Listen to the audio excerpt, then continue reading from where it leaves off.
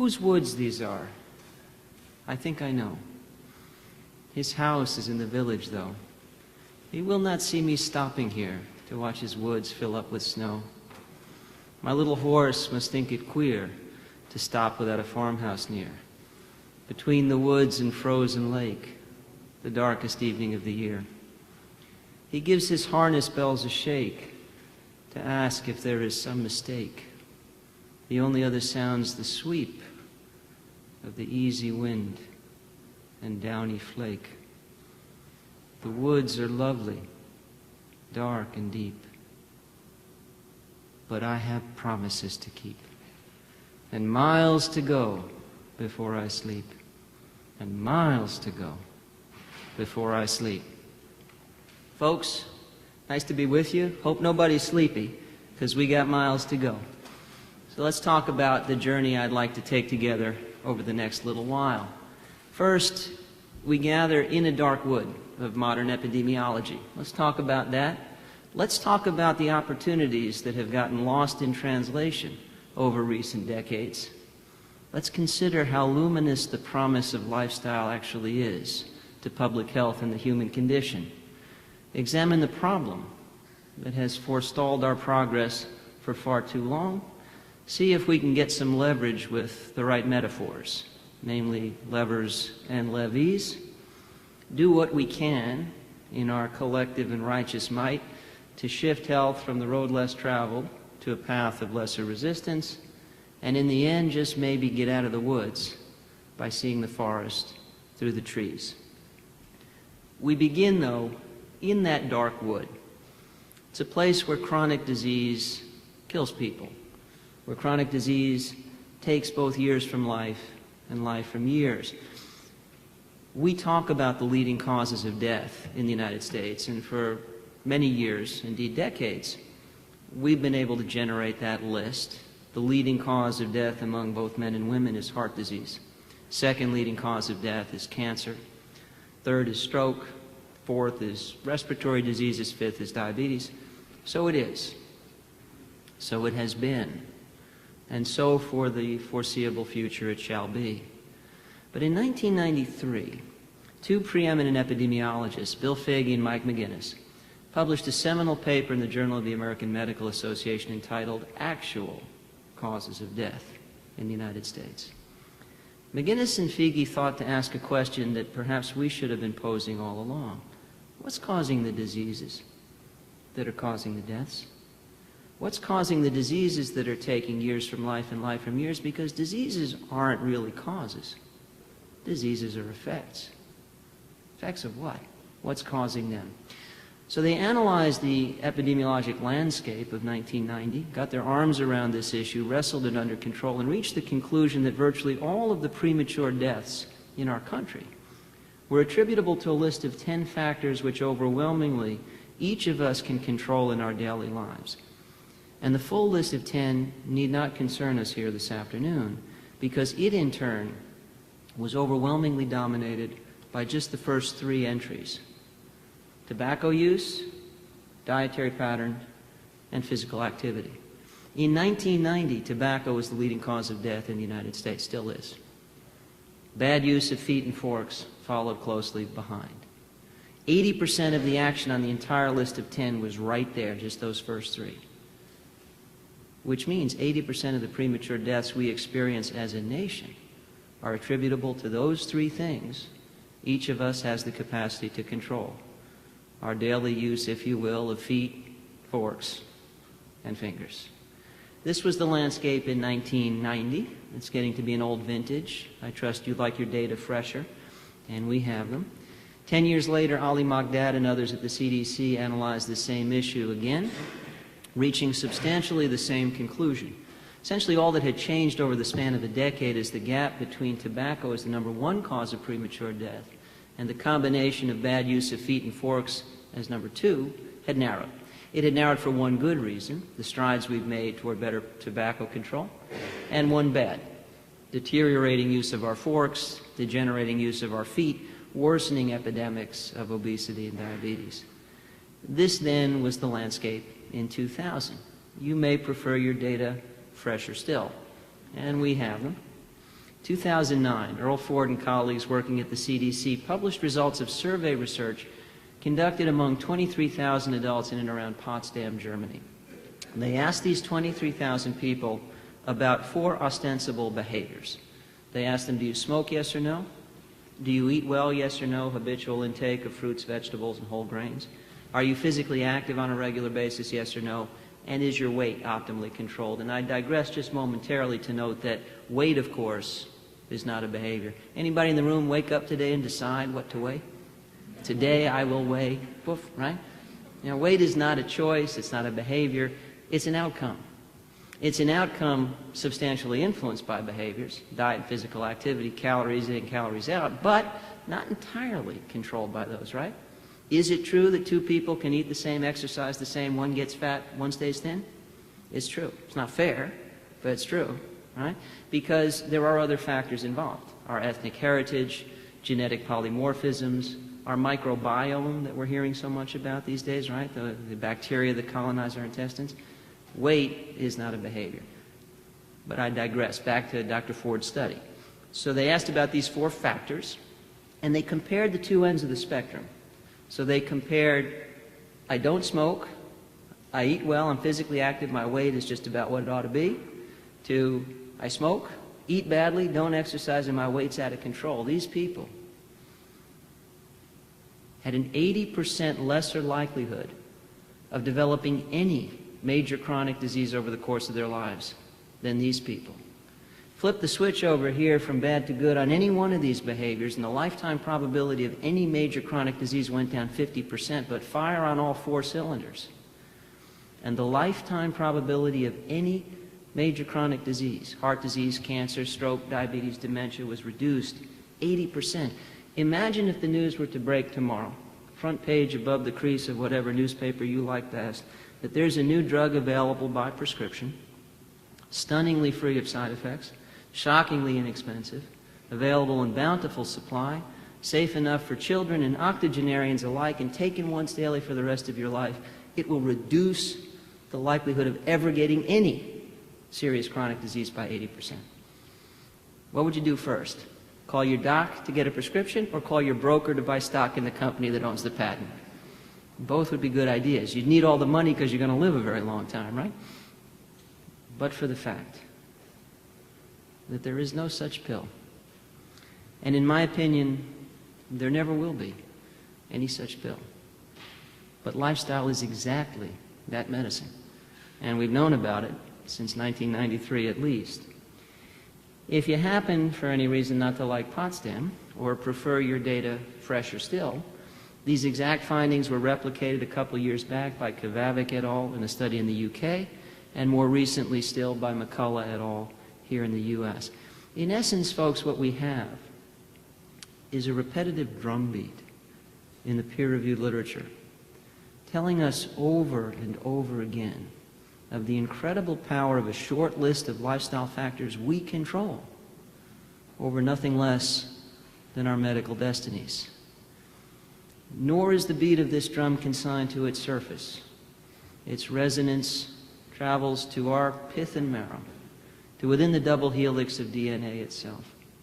More than a decade into the dawn of the genomic age, if we bog down in the nature-nurture debate, we have cause for disappointment, because although we've unraveled the genome, we have not found isolated genetic causes of serious chronic disease, and we certainly haven't found the off switches.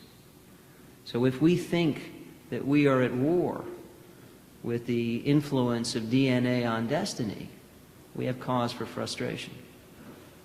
But the nature-nurture debate serves up a false choice, a false dichotomy, and something of a distraction as we contemplate what we can do in the world around us. Because the reality is, we can nurture nature.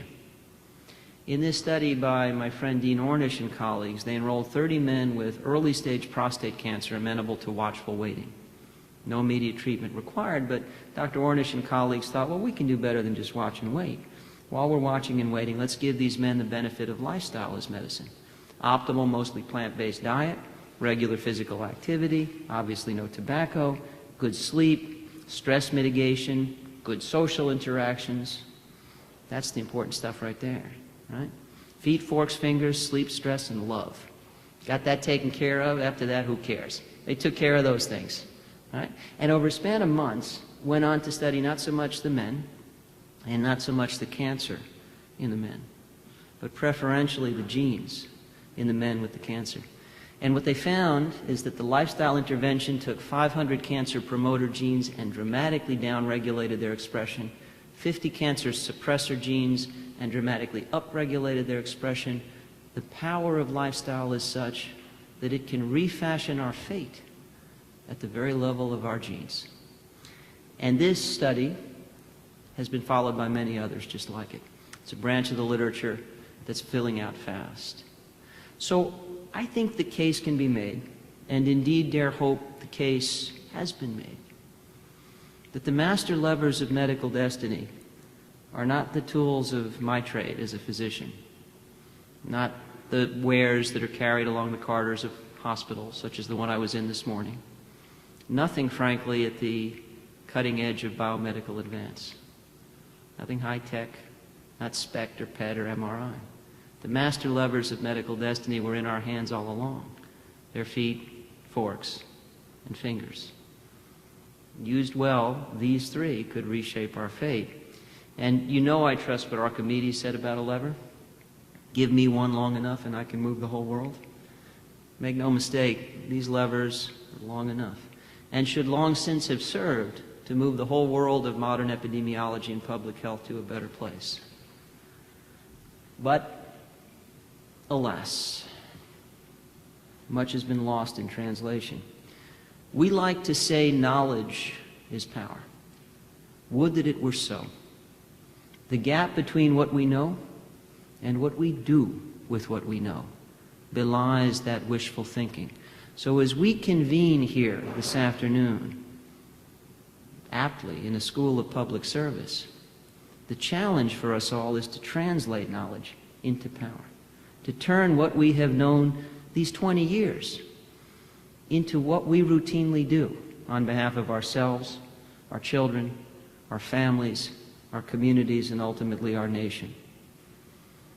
The miles that lie ahead are the miles of translation, and the promise of what lifestyle could do for the human condition beckons from the far side. And for that reason, nobody gets to go to sleep anytime soon. We've got promises to keep, and there are miles to go. And we must make the journey, because the stakes of failure and staying here are just too high. These maps are courtesy of the CDC. My apologies to folks who are going to get torticollis trying to see the slides, right? As the maps change color, the rates of obesity are rising. This is 1985. That's 1995. There's 2010. Pretty grim. That's the way it's been. And you can think of obesity as a canary in the coal mine of chronic disease. That's why we care about it so much. Where there's obesity, there is heart disease, cancer, stroke, dementia, and in particular, diabetes. So here are the trends in diabetes. Same basic story there. So by almost any measure, we've been in the frying pan for some time, and we're clearly headed toward the fire. The CDC projects that should current trends persist, by or about the middle of this century, 1 in 3 Americans will have diabetes. There are about 27 million diagnosed diabetics in the U.S. right now, 1 in 3. It's over 100 million people.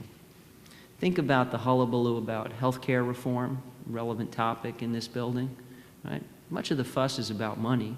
I mean, whatever your politics, I think we'd all agree if no dollars were changing hands, everybody'd be okay with almost any approach. It's money. It's always money, right? But here's the thing. Whatever your political inclinations, the whole damn thing is moot if we don't deal with this. There's no way to pay this bill. We're struggling now, right? Imagine a scenario where 1 in 3 of us has a chronic, serious, costly, potentially disabling disease beginning ever younger. I don't think we'll be solvent. So whatever the mission we all signed up for, health, public service, I think we find ourselves convened on the front lines of nothing less than homeland security here today. Because yes, our fates hang in the balance. Fate of our children hangs in the balance. Fate of our families and our communities hangs in the balance. But frankly, I think the fate of the nation hangs in the balance. I don't see a solvent United States of America when 1 in 3 of us has diabetes. Can't let it happen, folks. It's our job to prevent it. And unfortunately, it's a challenging task because we're already well on our way. The same sources that tell us these are the projections based on computer models tell us as we track data year by year, we're getting there just as fast as we predicted. So we've got to turn the Titanic around. And we have evidence that obesity is at least as big a problem among us as ever we thought. In a study published just last week in the American Journal of Public Health, these folks used a sophisticated analytical technique to reach the conclusion that obesity is responsible for 1 in 5 deaths in the United States, essentially killing 1 in 5 of us, something that we could prevent outright by eating well and being active. There is no rocket science involved here, right? Eat well, be active. We could prevent 1 in 5 premature deaths right there. And in working with Arkansas Children's Hospital and the folks who are collaborating here in Arkansas to confront these problems, the theme that emerges is health literacy. Literacy is real important because without it you can't read the writing on the wall. And we need to do that, right? Despite all the crap we learned in high school. Got to read the writing on the wall. And the writing on the wall tells a tale of the plight our children are in and soon will be in. When I went to medical school, they taught us about 2 kinds of diabetes, juvenile onset and adult onset. Basically, it's on my watch that what used to be a chronic disease of overweight, sedentary, middle-aged adults evolved into a pediatric scourge. And our collective societal response when people under the age of 10 started getting adult onset diabetes was to change the name. I consider type 2 diabetes a euphemism. I consider it a name we applied because we really didn't want to confront the truth. This is adult onset diabetes. No child should ever get this disease. It is societal failure at the most egregious level. And it isn't where the story ends. When 7- and 8-year-olds are getting what used to be adult onset diabetes, they will have had it for a decade by the time they turn 17 and 18. It simply stands to reason that those young people will start turning up in our ERs with angina pectoris and myocardial infarction. I know the story of a 17-year-old boy who's had a triple coronary bypass. I occasionally hear about others like him. I shudder to think the day may dawn when angina is an adolescent rite of passage alongside acne. It sounds impossible, but when I went to medical school, adult onset diabetes in kids sounded just about as unlikely. And even as grim as this is, it gets worse. A 35% increase in the rate of stroke among children in the U.S. aged 5 to 14 has already been reported. And the only smoking gun on the scene to account for that is epidemic childhood obesity. Hard to imagine anything more unconscionable than a stroke in an 11-year-old that better use of feet and forks could have prevented outright. Folks, I'm sorry. Did you all have lunch just before this, or you think about having lunch after? I apologize for the indigestion. It's a bit of a lugubrious tale, right? Let's brighten things up. These are the dark clouds. We need to know about them. But what about the silver lining? I'm pleased to say there is one, and it's every bit as luminous as the clouds are dark. What if knowledge were power? What if we stopped at nothing to take what we have known these 20 years and turn it into what we routinely do in every community? Well, if that were the case, in that world, I could say to you, we could eliminate 80% of all heart disease. We could eliminate 90% of all diabetes. We could eliminate up to 60% of all cancer. I could say this to you, and I could cite peer-reviewed articles to back me up. In fact, you know what? I am saying this to you. I am citing peer-reviewed articles to back me up. And I'd like to know if by showing this slide, I brought a tear to any eye in the room. Really lumped any throat, perhaps? Tearless, lumpless, insensitive bastards. Well, maybe not. Maybe it's my fault. See, these are stunning statistics, arguably among the most stunning in the history of public health, and certifiably true. But at the end of the day, they're statistics. They're dull, they're dry, they're bland, And above all, they are anonymous. A message to the students here in public service. I've been in public health a long time and have long recognized that public health is encumbered by a potentially crippling fiction. For you see, there is no public. There's just you and me and everybody else. We need to part the veil of statistical anonymity, and I need your help. Let's peer under the veil at the private parts of public health. Audience participation moment. If you or someone you love, just you or someone you love, has been affected by heart disease, would you please raise your hand and keep it in the air? If you or someone you love has been affected by cancer and you don't have a hand in the air, please add your hand. If you or someone you love has been affected by either stroke or diabetes and you don't have one or both hands in the air, please add your hand. And folks, please look around the room, keep your hands in the air, and conjure to your mind's eye the face of one of those people you love. Now put your hands down, I'll be your proxy. Conjure to your mind's eye that face and remember the day you got that news. Phone call, email, text, trip to the hospital, the emergency room, the ICU, the CCU, whatever it was. I hope whoever it was got better and came home. Sometimes they do, sometimes they don't. Either way, that was a bad day. For some of us, many such days, but if you pick one, it's a bad day. Bad phone call, bad trip, lots of anxiety and grief. Here's the thing. If knowledge were power, if we said, however arduous the miles, we will stop at nothing to fulfill the promise. If we used lifestyle as we know we could, 8 out of 10 of us in this very room would not have had cause to put our hands in the air. That's what an 80% reduction in all chronic disease means. It's not vague. It's not remote. It's not about some public we don't know. It means 8 times in 10, heart attacks don't occur, cancer isn't diagnosed, diabetes doesn't happen. You know, eventually we're all going to die of something, right? But it means more years of life, more life in years until we go gentle into that good night. Those bad days don't happen 8 times in 10. And we stand here and we look ahead at a fork in the road. Along one time is the future for our children, where those bad days happen more often than ever they did at every younger age, and we bequeath that to them. Or we take the other road, the road less traveled to date, and we bequeath to our children the world in which 8 times in 10, those are good days. The phone call doesn't come. The bad thing doesn't happen. That's what it would mean if we eliminated 80% of chronic disease. It is not far away.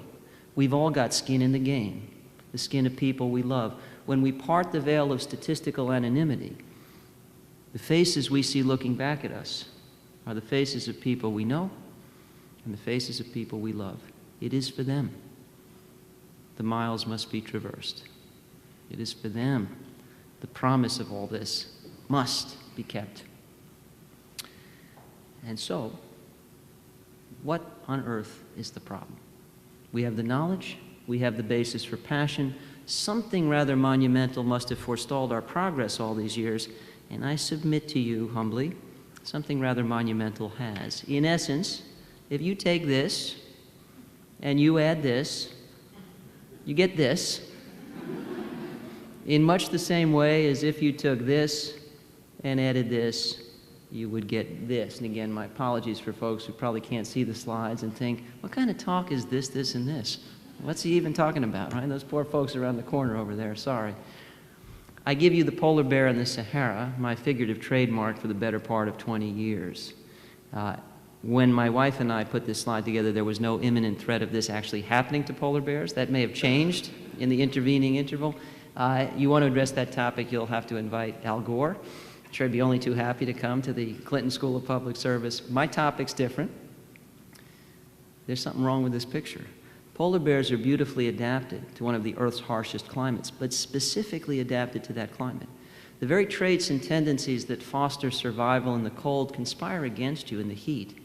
If you soak up and retain warmth where warmth is scarce, it keeps you alive. If you soak up and retain warmth under the burning Sahara sun in summer, it cooks your goose. All the same traits and tendencies, but their effect is altered by changing the environment. And of course, my case is, we are polar bears in the Sahara. Throughout most of human history, calories were relatively scarce and hard to get. We chased after them, had to hunt them down, and physical activity was unavoidable. It required neither gym membership nor specialized footwear. It was called survival, and everybody did it every day. We have devised a modern world in which physical activity is scarce and hard to get, and calories are unavoidable. We're drowning in them. Houston, we have a problem, and Little Rock, and every place else. I submit to you that as a species, we have no native defenses against caloric excess or the lure of the couch, never having needed them before. No native defenses, that is, save one. Great big Homo sapien brains. We are arguably smarter than the average bear and can think our way out of this mess of our own devising. And that's just what we need to do. We need to think our way there. And I won't dwell on this for now, but I will simply point out we know where there is. Anybody in the room have a dog? You know what to feed your dog? Anybody have a horse by any chance? You know what to feed your horse? Anybody have tropical fish, for crying out loud? You know what to feed your fish? Is it even remotely plausible that we'd have no idea what to feed Homo sapiens? Right? It's not plausible. We are not clueless about the basic care and feeding of Homo sapiens. Right? Eat food, not too much, mostly plants. We know where there is. If it glows in the dark, step away from the box and nobody will get hurt, right? We are not clueless. So let's just leave it at that. We know what a healthy diet is. The challenge of healthy lifestyle is getting there from here. Let's talk about that. And to do so, I'll flip my metaphors. I began with the master levers of medical destiny. Let's now talk about a levee and the leverage it might provide. I like the Levee metaphor. For one thing, what we're up against may be likened to a flood of highly processed, hyper-palatable, energy-dense, nutrient-dilute, glow-in-the-dark, bet you can't eat just one kind of foods. A constant flow of marketing dollars encouraging us and our children to overconsume the very foods that propel us toward obesity and chronic disease. Wave after wave of technological advance giving us gadgets and gizmos that do all the things muscles used to do at work and at play. A great big obesogenic, morbidogenic flood. And if you want to contain a flood, you build a levee. I like the Levee metaphor for a second reason. I've been at this a long time. It's partly why you invited me here. Supposedly, I know what I'm talking about, but the entire span of my 20-year career, the problem I'm trying to fix has gotten worse. I kind of suck. Or, in my dark moments when I'm thinking that, think about the levee. I think, you can stack a lot of sandbags and still not have it be high enough and not feel like you're there yet, but you got to keep going. So on those darker days, I think, I'm not going to build this whole thing myself. I'm not going to build it all in any one day, but every day, I'm either part of the solution or I'm abdicating and I'm part of the problem. I'll stay in. I'll keep stacking sandbags. It keeps me going. It incrementalizes both the problem and the solution.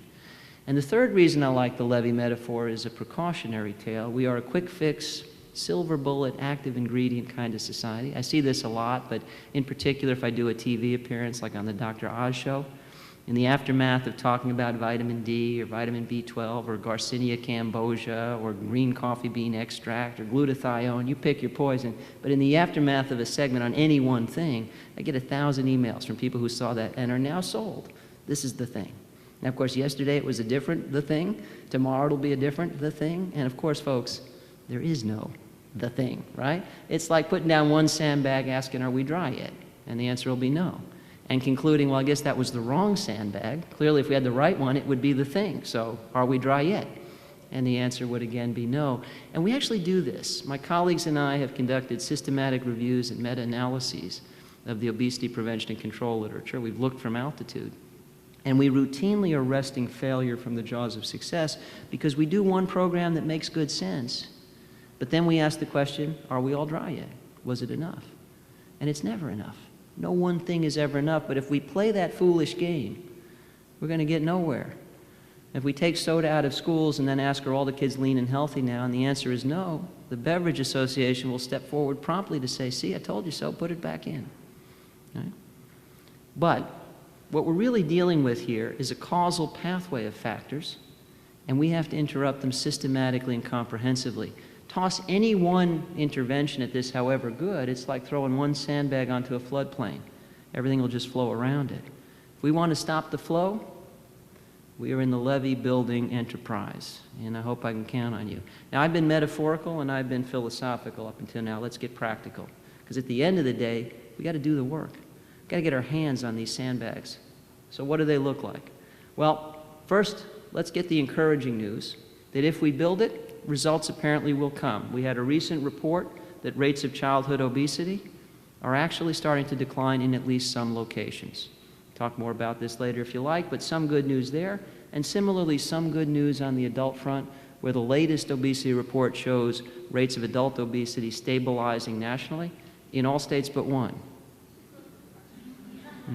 Sorry, folks. Yeah.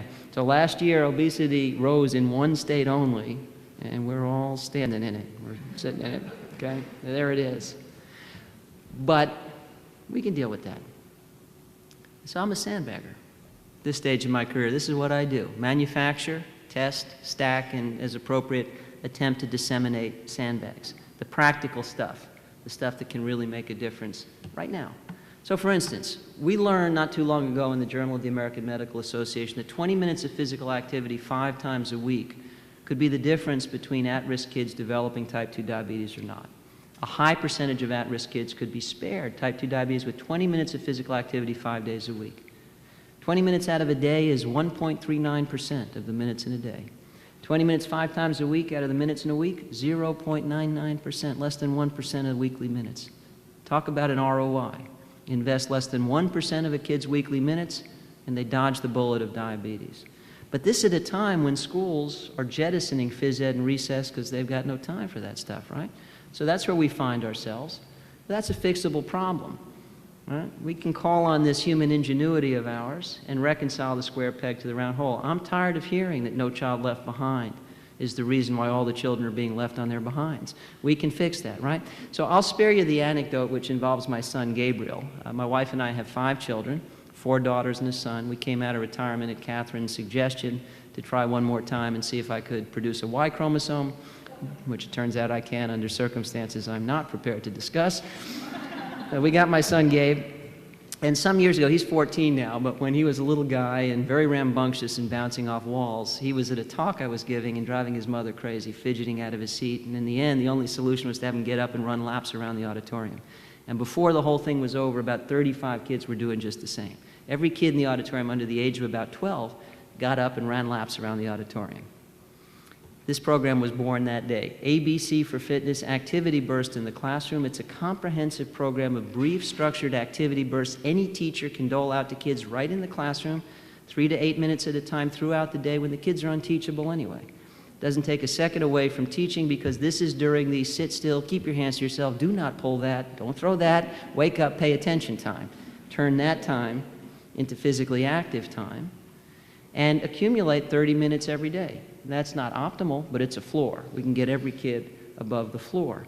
And this program is freely available and widely disseminated. It probably sounds like a good idea. Oh, and by the way, we got together with experts in pedagogy so that the activity bursts are matched to grade level and subject matter. So teachers can teach during the activity burst, and potentially you can actually add 30 minutes of teaching time every day because the downtime is now uptime. All right? Well, sounds like a good idea, but I'm a scientist. We can't trust good ideas. We have to verify. We conducted a controlled intervention in 1,000 kids. Half got ABC for fitness, half got business as usual. We saw significant improvement in key measures of fitness, stable performance on all standardized tests, decreased behavioral problems in the classroom, fewer kids were sent to the principal, significant reduction in all medication use, significant reduction in medication use for asthma specifically, and a 33% reduction in medication use for ADHD. The proper remedy for rambunctiousness is recess, damn it, not Ritalin. We take naturally rambunctious kids, send them to school, bolt them to chairs all day long so they can grow up to become adults we can't get off couches with crowbars, and when they act up along the way, we medicate them. Folks, we got to fix that, right? ABC for Fitness is a sandbag in the Levee. It's available to everybody for free. And it's part of a bigger story. The CDC has analyzed school-based physical activity programs and has demonstrated that consistently they either preserve or enhance academic achievement. Sound mind, sound body should sound familiar. This is the kind of sensible advice our grandparents gave us, and we forgot about it somewhere along the line. And at the cutting edge of randomized clinical trials, we're finding our way back to the future. They were right about it all the time. If we build the right kind of new age recess, reading, writing, arithmetic, and recess are synergistic, not competitive, and we have an excellent example taking hold right here in Arkansas, courtesy of Health Teacher, which is helping to disseminate health literacy programming and health improvement programming throughout the state, and they have a physical activity program called Go Noodle. So kids in Arkansas will be beneficiaries of this. Sandbag in the Levee. Everywhere we took ABC for Fitness, we started getting questions about the grown-ups, what about us? And I'll be brisk to get us through here, but we built a program for you. ABE for Fitness, activity bursts everywhere. It's a library of videos accessible for free, activity bursts you can do while wearing business attire, at home, living room, waiting room, at a desk, while seated if you want. And we broke them out so you could decide, I want to do a lower body routine, an upper body routine. And these are designed to take place in the course of routine daily events. So you could do 6 5-minute activity bursts. There's your 30 minutes on those days you don't have time to get to the gym or go for a walk or do your thing before or after work. And we can fit fitness in, and it's our job to build the tools that empower people to do exactly that. On the nutrition side, we have a food label literacy program, ties right in with the theme here of health literacy, called Nutrition Detectives. Are there any Michael Pollan fans in the room? Pollan tells us what? Eat food, not too much, mostly plants, right? Excellent advice. But you're at the supermarket, and you're standing in the cereal aisle. Does it help? Which cereal in which box is more food, mostly plants, than which other cereal in which box, right? It's excellent advice, but not entirely actionable where the rubber hits the road. How about this? The shorter the ingredient list, the better. Designed to work where the rubber hits the road, right? So Nutrition Detectives is a 90-minute free DVD available in English and Spanish that ultimately distills down to 5 clues that fit on a refrigerator magnet, like the shorter the ingredient list, the better. Stuff that 8-year-olds can remember. And here, too, we proved it. And by the way, this program has traction all over the world. Most recently, we heard about uptake in public schools in Mumbai, India. And it's actually been tested in Moscow, and we know it works well across cultures. So it's pretty robust. We conducted our own intervention study in 1,200 families. We saw significant improvement in food label literacy of the kids we taught. No great surprise.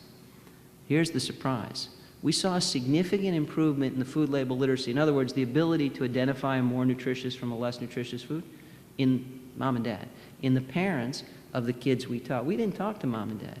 We just infected their kids with knowledge and sent the little vectors home to do the rest of the job. That's a beautiful example of how we can reach and transform families, right? If we get good programming into schools, we can educate the parents as well. I mean, our kids are the ones who talk to us about seat belts and smoke detectors and stop, drop, and roll. There's no reason why they can't be in the vanguard of health promotion. Very often, we gather and we think about our responsibility as adults to take care of children, and we're not wrong. But they're powerful agents of change, and they too can be part of the solution. So we use them just that way with Nutrition Detectives. And again, that's a Sandbag in the Levee, and it's available for free. We're working now on programming to reach the hard-to-reach middle school group. You know, they don't want to hear about cute clues that fit on a refrigerator magnet, but they like YouTube plenty. So we're developing a music video program, 3-minute long hip-hop music videos like Unjunk Yourself and The Process. We've been processing food, and now we're processing you. We're here to climb in your mind, where we'll control what you chew. We want to stir up a little bit of righteous indignation. Features my kids, by the way, who are excellent dancers. So check this out on YouTube, Unjunk Yourself or The Process, and we hope, particularly in collaboration with Health Teacher, to create a whole library of these music videos and a curriculum out of it. We think there's enormous opportunity to reach hard-to-reach kids this way. And when we're reaching kids, we want to make them part of the solution. We transformed school lunches nationwide this year, and a lot of the kids revolted. Right? We found in Connecticut, when we implemented a nutrition guidance system and talked to the kids about the changes that were coming and made them part of the process, they were much more accepting. They said, oh, okay, I get it. I see what the difference is here, and that actually matters to me. And I think there's an opportunity to accelerate construction of the levee by thinking interinstitutionally. Businesses are investing in wellness because they can't afford this. This is an $1,800 office chair, and in some of the conferences I've attended in the heartland, I've seen these, right? They hold up 600-pound people, and there are more and more of those around, right? But no business can afford $1,800 office chairs, and so they're investing in wellness programming not because it's nice, it is nice, but because they got no choice. Because generally they get an ROI. It costs less to cultivate wellness than to deal with stuff like this. But when you talk to schools about wellness programming, they often say, we can't do it. Got no resources, got no money, got no time, got no space, don't have the expertise, right? But what about businesses adopting schools? What about chambers of commerce adopting schools? To some extent, you have that model with Arkansas Children's Hospital working with schools already, but we could extend beyond the healthcare sector. Why not all businesses adopting schools? Because after all, worksite wellness is to reduce cost, and those kids who are developing adult onset diabetes more and more routinely are the financial dependents of the workers. The employer's paying those bills too. And besides, what happens at the worksite may stay at the worksite. Your employer teaches you about eating well and being physically active, but you go home to a kid who pulls on your elbow and says, Mom, I want the one with SpongeBob on it. And you're going to have the one with SpongeBob on it in your pantry, and at 3 o'clock in the morning, it's going to call your name, right? Parents and children will get to health together, or probably not at all. No man is an island entire of itself. Every man is a piece of the continent, a part of the main. No woman either, no child. We're all in this together. Job done, pretty much nailed it. And the bell is tolling for us all.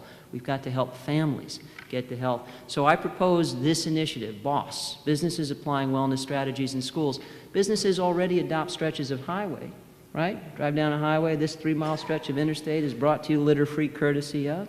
Let's have them adopt schools. Let's have them sponsor wellness programming because they can save money doing it and be good corporate citizens and get good PR, and everybody can win. It'll help us build the levee. In some instances, the need is so extreme that conventional resources aren't enough. We need extraordinary resources. Here's an example of one. It's a boarding school in South Carolina called Mindstream Academy. Its resources are focused on severe teen obesity. There are 2 problems there, by the way. Severe teen obesity doesn't just mean the complications of obesity. It generally means the addition of insult to injury every day.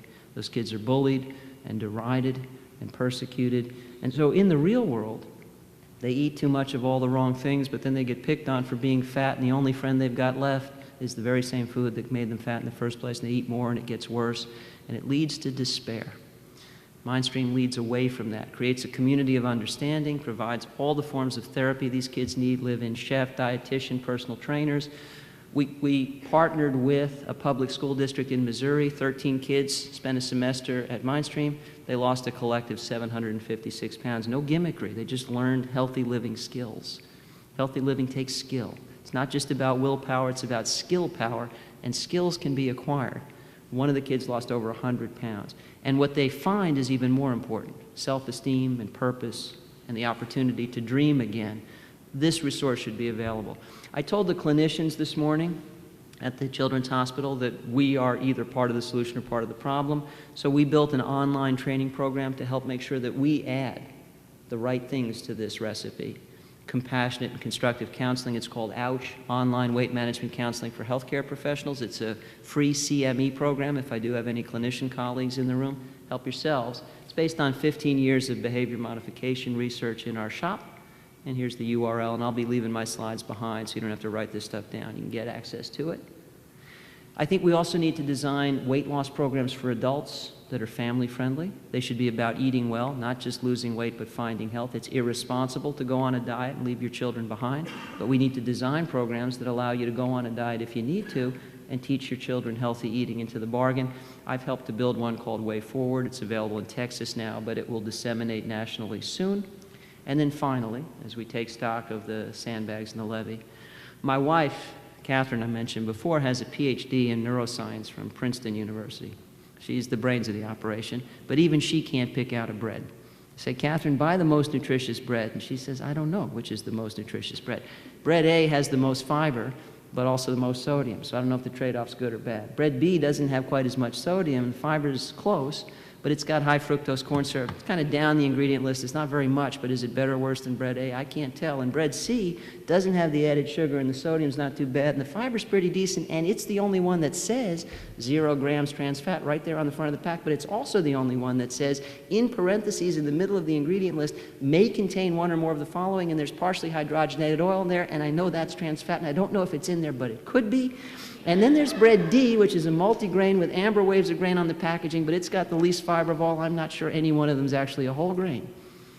In 2003, I told Secretary of Health Tommy Thompson this story and said, Mr. Secretary, with all due respect, if a PhD in neuroscience from Princeton is not enough to pick out a loaf of bread, I think you guys set the bar just a little too high. Here's what we need to do. Convene a multidisciplinary panel of top-notch experts in nutrition and public health and turn what we know into stuff anybody can understand. Create GPS for nutrition so nobody gets lost. Well, the feds didn't do it. I lost my patience, and colleagues and I did. I convened a panel of luminaries in nutrition, the chair of nutrition at Harvard, the inventor of the glycemic index, past president of the American Diabetes, dietetic associations, the inventor of volumetrics, and on it went. And we built the overall nutritional quality index algorithm, takes into account about 30 nutritional factors, weighs them based on their influence on health, and spits out a number between 1 and 100. The higher the number, the more nutritious the food. And it's called NewVal. That's how it sees daylight. It's a public-private partnership at this point. And we think it's GPS for nutrition. They've scored over 100,000 foods. We've studied it extensively. The most important study was done at Harvard, 100,000 people. All the foods they ate were given NewVal scores. The higher the average NewVal scores of their diets, the lower the rate of cardiovascular disease, the lower the rate of diabetes, the lower their body mass index, and the lower the rate of premature death from any cause whatsoever.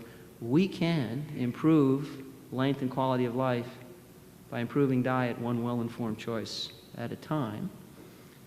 And if you want to put a face to these benefits, Sally Galvin is a wife and mother of 2, shops in a store that's got NewVal. And by the way, it goes on the shelf tag, on the price, right next to the price in front of all the foods. So she shops in a Hy-Vee store in Iowa, I think, where they have NewVal. And over 18 months, Sally lost 115 pounds. All she did was trade up her groceries. No program, no money, no nothing. One of the many virtues of more nutritious foods is they help us fill up on fewer calories. Right? The food industry said, bet you can't eat just one. Our answer back with NewVal is, want to bet? Right? You eat the right foods, that's exactly what they do. They fill you up on fewer calories. And the beauty of this approach is it's family friendly. Her husband lost weight and got healthier. Her kids lost weight and got healthier. She didn't leave them out. She brought them along for the ride. Sandbag in the Levee. NewVal's in about 1,700 supermarkets nationwide, including some here in Arkansas, reaching about 30 million shoppers. It's my signature Sandbag at this point. And one of the important things about this, if we're going to help people buy more nutritious food, is the cost. I won't spend much time here except to say we've actually studied this, and the notion that more nutritious food always costs more is urban legend. We've all said it so many times we believe it has to be true. Produce is pricey. But in every aisle of the supermarket, there are more nutritious choices that do not cost more. We've studied it. We've published the data. The problem is people are not literate to nutrition. They don't know which the more nutritious foods are. Remember that multi-grain bread that confused my wife? That costs a premium. Right? All that packaging is what you're paying for. It's actually not more nutritious, but it looks like it is. Talk about adding insult to injury. It's pseudo-nutrition, and you're charged extra for it. Low-fat peanut butter. Nobody eats low-fat peanut butter thinking it's going to taste better, right? You eat low-fat peanut butter because you think it's better for you. It's not. They take out a little bit of healthy, unsaturated oil, make copious additions of sugar and salt. It's much less nutritious, and into the bargain, you get to pay more for it. There's a lot of that going on. But while it's good that more nutritious food doesn't always cost more, I have a dream about how much better we could do. Because we can score nutritional quality objectively and correlate it with health outcomes. What about financial incentives uniformly attached to nutritional quality? Think about the SNAP program, food stamps, right? You want to talk about public service. We collectively send about $100 billion a year to the feds to underwrite SNAP. Contentious issue these days. It's why the Farm Bill is snarled, but let's not go there. I'm a left-leaning public health type, right? Big surprise there. I support SNAP. But here's the reality. We send $100 billion a year to the feds to help poor people eat poor food to get poor health. We then spend a ton more money through Medicaid to pay the cost of all that poor health. Who in this scenario is winning? We lose, they lose, the government loses, everybody loses. What if we said we're going to objectively score all the foods, put them in categories, put them into quartiles or quintiles, and the higher the nutritional rating in any given category, the less it's going to cost you. We're going to put a financial incentive, so you buy a bread in the bottom quartile of scores, your dollar's worth $1. You buy a bread in the next quartile, your dollar's worth $1.25. The next $1.50, the top $2. We wouldn't have to prevent too much diabetes or bariatric surgery to pay for a program like that 10 times over. So now the shopper wins, taxpayer wins, and the government wins because they've saved a ton of money. Everybody wins. And if this works in the public sector, and I think it would, why not the private sector? Why not insurance companies or self-insured employers doing deals with supermarkets saying, we'll help you offer NewVal, we'll put a financial incentive into your loyalty card program because we're paying for the diabetes care. And if we prevent a little bit of diabetes, our profit margins will go up. You're providing nutrition guidance and financial incentives to your shoppers, and they're getting paid to get healthy. Everybody in this scenario wins. Right? I see a very bright future for health promotion if we latch on to these win-win scenarios. There are more sandbags on the assembly line back at home, and right here in Arkansas, again, just to highlight this relationship, health teachers actively engaged in disseminating school-based health promotion programming throughout the state, and I think that's a very fortuitous partnership and bright with promise. So here we are then, having let health languish for far too long on a road too little traveled. We'd like to see it move along a path of substantially lesser resistance. My belief is we can, in fact, get out of the dark wood, but maybe only if we see the forest through the trees. Or perhaps that's the elephant in the room. It was 6 men of Indistan, to learning much inclined, who went to see the elephant, though all of them were blind, that each by observation might satisfy his mind. The first approached the elephant, and happening to fall against his broad and sturdy side, at once began to bawl, God bless me, but the elephant is very like a wall. The second, feeling of the tusk, cried, Ho, what have we here? So very round and smooth and sharp, to meet is mighty clear. This wonder of an elephant is very like a spear. The third approached the animal, and happening to take the squirming trunk within his hands, thus boldly up and spake, I see, quoth he, the elephant is very like a snake. The fourth reached out an eager hand, and felt about the knee, what most this wondrous beast is like is mighty plain, quoth he. 'Tis clear enough the elephant is very like a tree. The fifth, who chanced to touch the ear, said, E'en the blindest man can tell what this resembles most. Deny the fact who can. This marvel of an elephant is very like a fan. The sixth no sooner had begun about the beast to grope, than seizing on the swinging tail that fell within his scope, I see, quoth he, the elephant is very like a rope. And so these men of Indistan disputed loud and long, each in his own opinion, exceeding stiff and strong, though each was partly in the right, and all were in the wrong. So often theologic wars, the disputants I ween, tread on in utter ignorance of what each other mean, and prate about an elephant not one of them has seen. My friends, I fear we're prone to much the same tendency in epidemiology, but from the start it was my intention to make the case for good invention.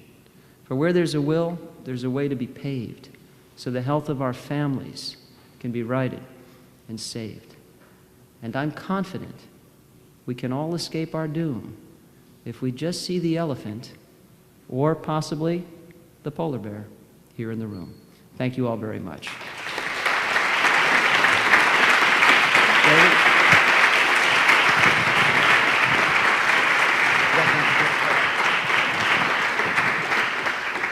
We've got time for a couple of questions. If anyone would like to raise your hand, yes, we have right here. There's a microphone coming right at you.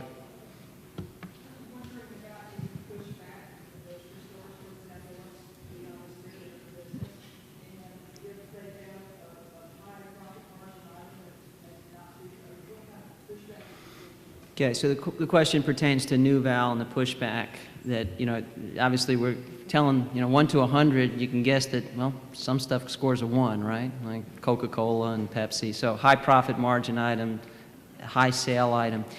One of the reasons we took this to retail grocers initially rather than food manufacturers was that very issue. So the manufacturers want to sell what they make. The supermarkets want market share, and they want to sell what people are buying. And their portfolio is already 50,000 food products. And they can be fairly nimble. Now, they have relationships with the big manufacturers, and we've experienced that. So, you know, if we make Kraft unhappy, everybody gets a little edgy. Although one of the grocers that offers NewVal in several of its banners is Kroger, and they're a $90 billion company, so they can push back pretty good. But you're absolutely right. Why isn't NewVal in every supermarket? Well, because it costs money to implement it, because profit margins are very slender for retailers, and because they're a little trepidatious about, well, we're going to discourage people from buying some of the stuff that either we want to sell or the manufacturers we have a relationship want to sell. So the manufacturers are much more resistant. The big manufacturers have tried in various ways to kill us, and it was very important to make the science pretty bulletproof from the start.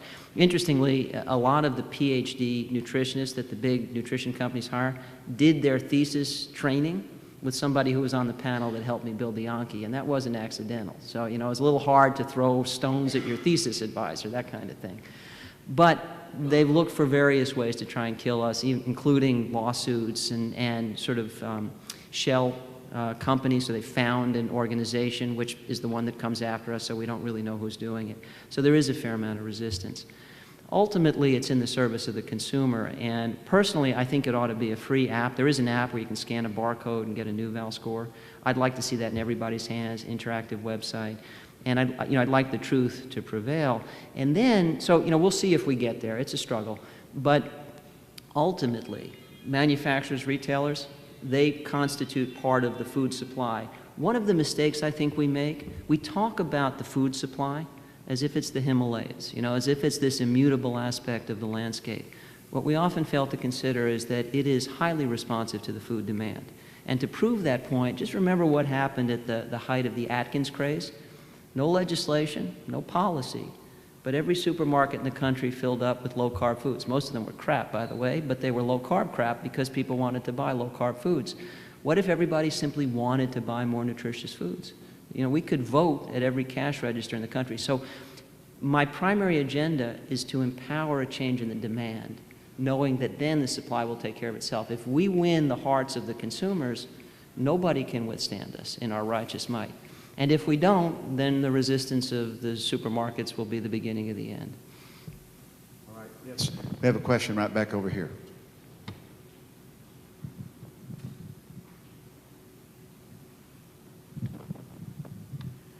I'm sure I'm not the only mature adult who does exercise, doesn't smoke, and knows what she should eat.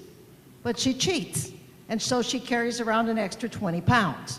So it's not just a matter of knowing what you're supposed to do. Clearly, knowledge is in power. But first of all, good for you. You exercise, mostly eat well, don't smoke. Are you healthy? Disgusting. Oh, but I think you're beautiful. Health is beautiful. Vitality is beautiful. So there's the good news. You're healthy. Now, so you've got these 20 pounds that you might not want, and you could lose them, but the question is it worth it? And only you can decide that. And I tell every patient I see, you're the boss, right? My job is to empower you with options, but you are the boss. I am not the boss of you. So, you know, I could tell you, here's what it would take to lose 20 pounds. Is it worth it? If, you know, one of the things we tend to forget, and you know, my clan in particular, you come see doctors and, you know, we wag our fingers and tell you what you should do, and we're right, because you have to do this stuff to be healthy. But we stop there as if health is the prize. Health isn't the prize. Health is a currency you get to spend on the prize. You know what the prize is? Living. Living is the prize. Living the way you want to live, that's the prize. If you're living the way you want to live, and you're doing more of that now with the extra 20 pounds, than you would be doing if you suffered to lose the 20 pounds, then sister, you keep going. You're fine. If you would be a happier person taking off the 20 pounds, then you should struggle to do it, not because anybody says you should, but because it would add pleasure to your life. But, you know, the simple fact is that we were all lean all the time in a world where it was impossible to gain weight. Calories were scarce and hard to get. Physical activity was unavoidable. In this world, it's easier to get fat than to stay thin. That's all there is to it. You're doing very well. Many people don't do as well. But here's the thing. We want to empower everybody to do as well as they can, and we want to make changes in the environment so that physical activity is just part of everybody's day wherever we go, healthy food choices. One final comment based on your question. So you mentioned cheating. you know, I suppose in a sense I cheat too. My wife makes these delicious chocolate chip cookies and all that. But actually, Skip was kind enough to mention at his intro, rehabilitating taste buds, and we talked about this last night. Taste buds are very malleable little fellas. When they don't get to hang out with the foods they love, they learn to love the foods they're with. And if you transition to healthier foods, you come to prefer healthier foods.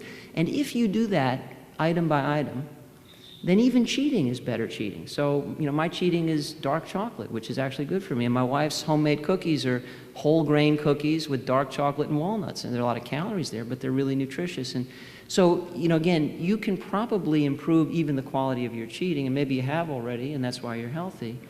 In which case, yeah, we want to strike a balance between the pleasure we get from the food we eat and the pleasure we get from good health.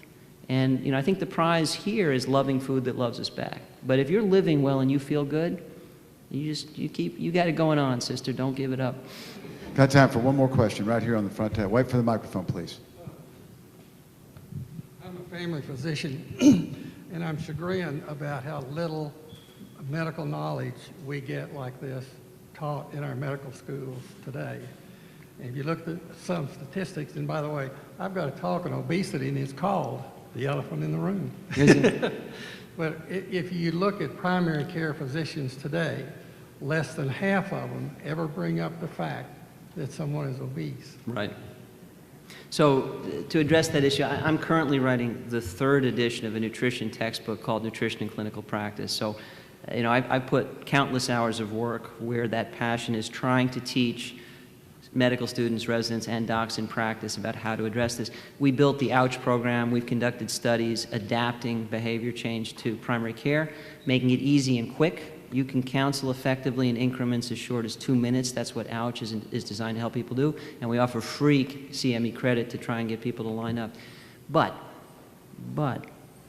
you know, I have some colleagues who want us to own this. You know, Medicare's reimbursing for weight management counseling. That whole space is taking off, right? The medicine that needs to be applied to the problem of epidemic obesity is cultural medicine. It's not clinical medicine. We kind of come in late in the game. We are either part of the solution or part of the problem. We should be part of the solution. All of our colleagues should be trained accordingly. But we'll never be a big part of the solution. That's why we've been so late to the party, because frankly, you know, what people have for dinner isn't a clinical issue, is it? And the opportunities they have throughout the day, every day, to be physically active or not, isn't really a clinical issue. So the best medicine here is cultural medicine. We need to appreciate that we should value, we should revere health like wealth. We should raise children who aspire to being as healthy as possible, not just rich, to raise our kids differently. We have to think about loving food that loves us back. We have to recognize that the sole construction material for the growing bodies of children and grandchildren we love is the food they eat. Where did junk food enter the picture? How did we ever develop a nudge, nudge, wink, wink, isn't it cute attitude toward using junk to construct the growing bodies of children we love, right? So we need a cultural transformation. And if we can achieve that, docs will have their place as a small part of a comprehensive solution. Part of the reason docs don't want to play right now is it's the way we approach it. It's as if our culture can do everything wrong and then you need to fix it. And frankly, we know we can't do that. So I think a lot of people just say, I'm just not going to talk about it. It's too big. And they're not wrong. But again, we can't abdicate either. So I'm doing what I can to try and help us get in the game. Let's give a round of applause to Dr. David Katz. Thank you.